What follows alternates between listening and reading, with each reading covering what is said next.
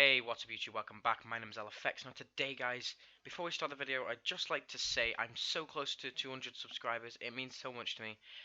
Yeah, that's all I wanted to say on that. As well as, I'm actually going to be recording today with Audacity and editing with Premiere Pro, just to see. I'm going to be transferring over from PlayStation to PC when it comes to editing as much as I can, because I know how to use SHAREfactory on the PlayStation 4, obviously, and it's gonna be quite hard to get everything working as well as I want it to, but I'm sure I'll get it doing and get it done in the future. So today I'm actually going to be doing a Titanfall 2 theory. Now, if you have actually played Titanfall 2 or any video game for that matter, there's a lot of theories you can make on the game. Whether it's a cliffhanger at the end of the game, whether it's things you see in maps, you're just like, oh, what the hell, what's that over there, things like that, and you can also just like say, oh yeah, why is this in the game? How is this here? Stuff like that, and you can make theories on it. So today I'm going to be talking about the theory on why pilots are so strong. Now, this theory comes from wiki user GoldenEye 500000. It's 5 zeros. From October last year, because I've read this before and I found it so interesting. So I just thought I'd share it with you guys because it is so cool to read, and it's a very interesting theory. So I'm going to be starting off from about 3 lines down, I think. Um, it says here, it says, you might not know what I'm talking about when I say strong. I don't mean I can do 100 push-ups strong. I mean manhandling a 6 foot tall hunk of high-tech robot and impaling it on a steel piece of rebar and kicking it once so hard it breaks. I mean punching a robot in the face and breaking it, then taking its gun like a badass. I mean jumping about 3 meters in the air without the jump kit firing. I mean taking a 10mm to the face and kicking you in the face so hard your head falls off. That's what I mean. Throughout the advertisement of Titanfall, in the way of commercials and trailers, you see a pilot do very amazing things. All of the above is seen in trailers for the first and second game, pilots laying waste to spectres in hand-to-hand combat. But in the game, you can come across spectres brutalizing grunts. From this logic, pilots are either enhanced people or all Batman. I'm going to go with the first one. Now, why nanomachines, you may ask? Good question. Well, in Titanfall, the pilot's body were completely covered, so I didn't think too much about they could have cybernetics or a skin-tight suit made of carbon nanotubes which acted or added a layer of muscle. Simple, right? But then there's McAllen from Titanfall 1 or Titanfall 2, who I can only assume is a pilot, and Blisk from Titanfall 1 and Titanfall 2, who is confirmed to be a pilot. Yes, I know that anyone can be a pilot at Titan, but I'll get into that. And once I saw that Jack Cooper will have his forearms exposed, that theory of the carbon nanotube power suit went out the window. So I was playing Titanfall one night when the first Deus Ex came into mind. You know, the one where he plays JC Denton, a man that was made into a super soldier because of nanomachines. Then it came to me, pilots have nanomachines in them. But I also came to the conclusion that grunts are enhanced by nanomachines. Now, here's my theory.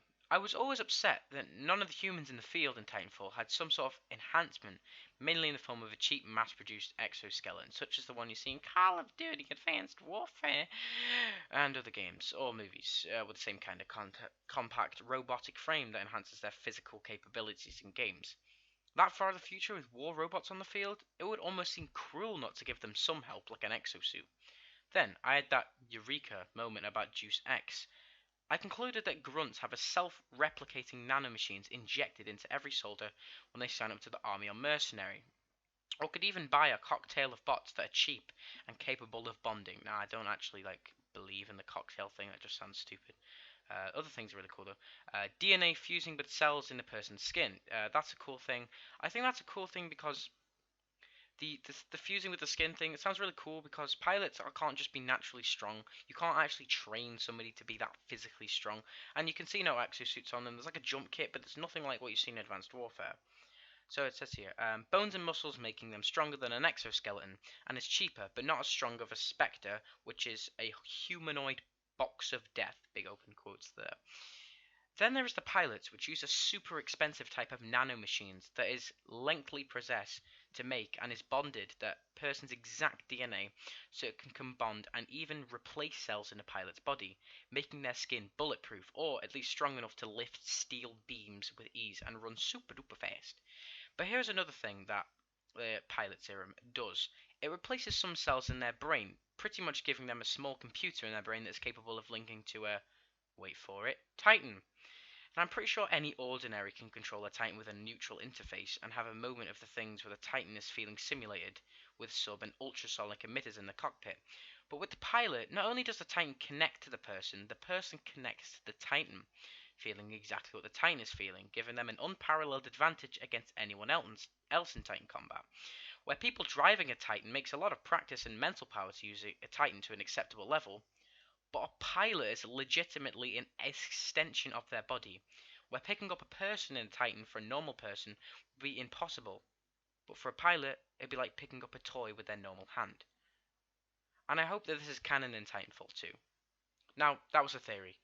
Oh my god, that's such a cool theory. They have like nanobots installed into their like hands and brain, and they link to Titans with the nanobots. It's such a cool thing. It's such a cool theory. I love that. It makes me like happy to like think that this person's got this in their head. And there's a few comments here.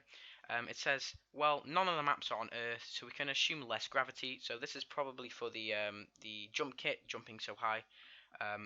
It says with less gravity, which is assume, which would explain the high jumping. Also, normal people on Earth who are raised and trained in a military environment that are capable of extreme feats of strength, like punching robots. I wouldn't blame all their abilities on nanobots. Now, I get where this guy's coming from, because obviously this isn't Earth. These aren't, well, they are humans, but they're not on Earth, so the gravity is very different.